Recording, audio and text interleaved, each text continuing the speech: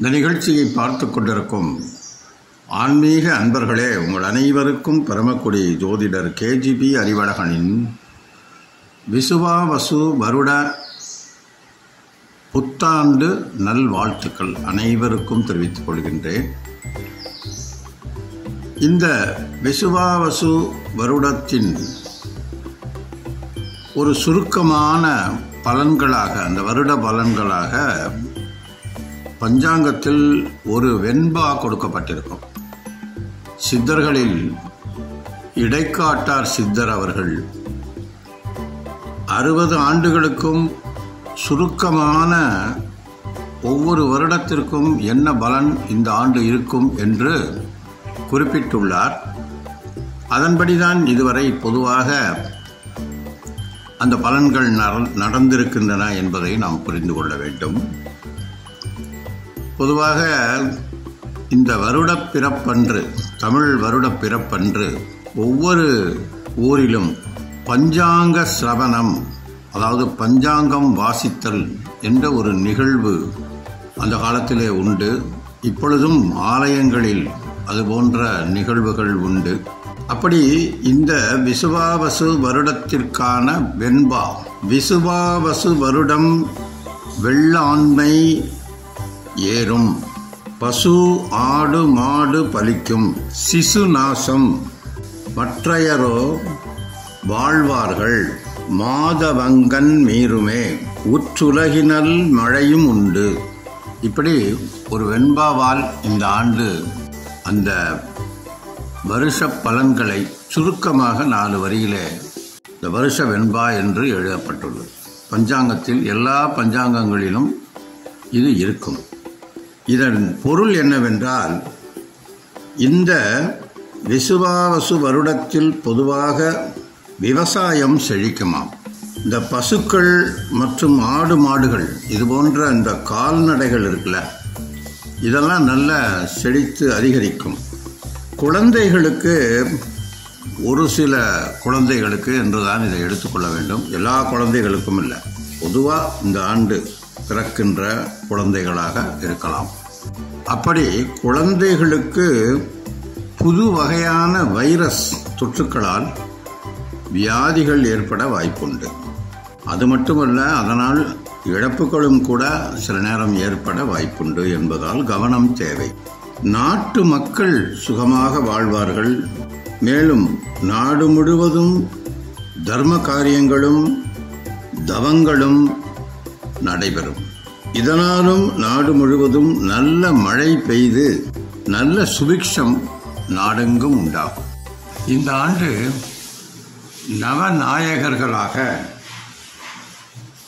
சூரியன் ராஜாவாகவும், மந்திரி சந்திரனாகவும், அர்காதிபதி சூரியனாகவே மற்றும் சஸ்யாதிபதி குருவாகவும், சேனாதிபதி சூரியனாகவும், ரசாதிபதி சனியாகவும், தானியாதிபதி செவ்வாயாகவும், மேகாதிபதி சூரியனாகவும், நீரசாதிபதி புதனாகவும் வருகின்றது. எனவே இந்த நவநாயகர்களில் இந்த குறிப்பிட்ட கிரகங்கள் இதுபோன்ற விஷயங்களுக்கு வருவதால் அதன் பலனாக பொதுவான பலன்களை இந்த நாட்டிற்கு எப்படி இருக்கும் என்று சொல்லப்பட்டுள்ளது. அதாவது எங்கும் அனல் காற்று வீசக்கூடிய ஒரு நிலை ஏற்படும். அதே போல நாட்டில் ஆட்சி மாற்றம், பதவி மாற்றம் போன்றவை ஏற்படலாம்.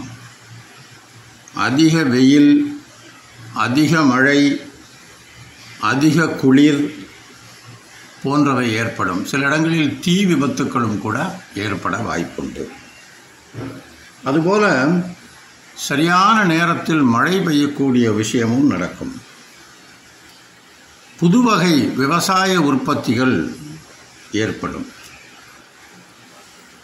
ஆனி மாதம் 18ஆம் தேதி, அதாவது இங்கிலீஷ்க்கு 2/7/2025 புதன்கிழமை அன்று இந்த வருஷ பிறப்பு ஜாதகப்படி அஷ்டமாதிபதியாகி சனி கிரகமானது வக்கரமடைகிறது.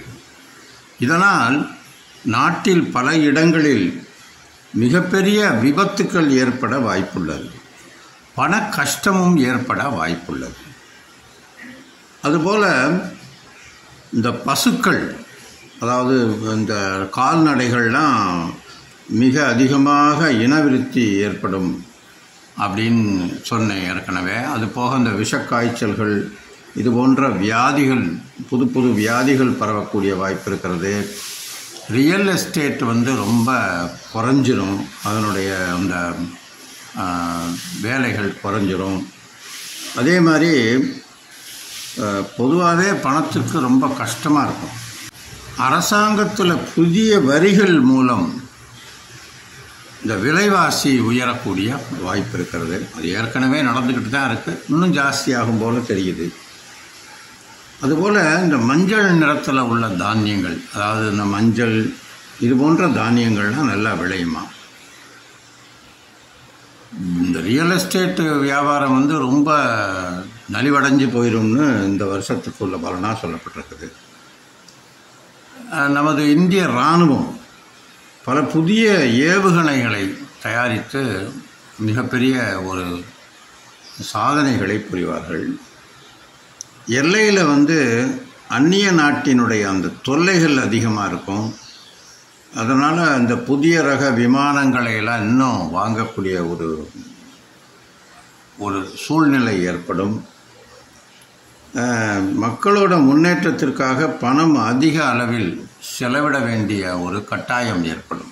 இந்த ஆண்டு நாட்டில் நேர்மையான பல புதிய அதிகாரிகள் வேலையில் அமர நேரிடும். குழந்தைகளின் கல்வி சுமை குறைய வாய்ப்பு இருக்கிறது. பெட்ரோலிய பொருட்களின் விலை அதிகரிக்கக்கூடிய வாய்ப்பு இருக்கிறது. இந்த அரசியல்வாதிகள்கிட்ட கொஞ்சம் அமைதி இல்லாத ஒரு சூழ்நிலை ஏற்படும். சில அரசியல்வாதிகள் வழக்குகளில் சிக்கக்கூடிய நிலை ஏற்படலாம்.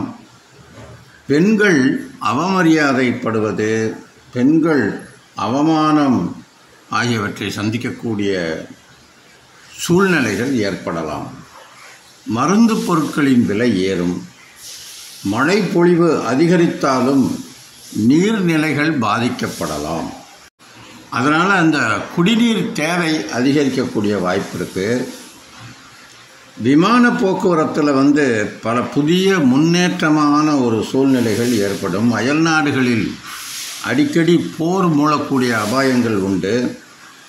உணவு கட்டுப்பாடு, உணவு தட்டுப்பாடு அதிகரிக்கும். அணு ஆயுதம், இரும்பு தளவாடங்கள் உற்பத்தி அதிகரிக்க நேரிடும். ஆராய்ச்சிகள் அதிகரிக்கும். அதுபோல் தங்கம் வியாபாரம் அதிகரிக்கும். தங்கத்தின் விலை ஏற்றம் இருக்கும். பச்சை நிற பயிர்களும் அதிகமாக விளையும். இதுபோன்ற பொதுவாக சில பலன்கள் இந்த ஆண்டு அந்த கிரகநிலைகளை கொண்டு பலன் சொல்லப்பட்டுள்ளது. ஆன்மீக அன்பர்களே, உங்கள் அனைவருக்கும் மீண்டும் இந்த விசுவாவசு வருஷ புத்தாண்டு வாழ்த்துக்களை தெரிவித்துக் கொள்கின்றேன். இந்த ஆண்டு உங்களுக்கு அனைத்தும் சிறப்பாக அமைய ஆண்டவனை பிரார்த்தித்து ஆசீர்வதித்து உங்களிடமிருந்து நன்றி கூறி விடைபெறுகிறேன். நன்றி, வணக்கம். வாழ்க வளமுடன்.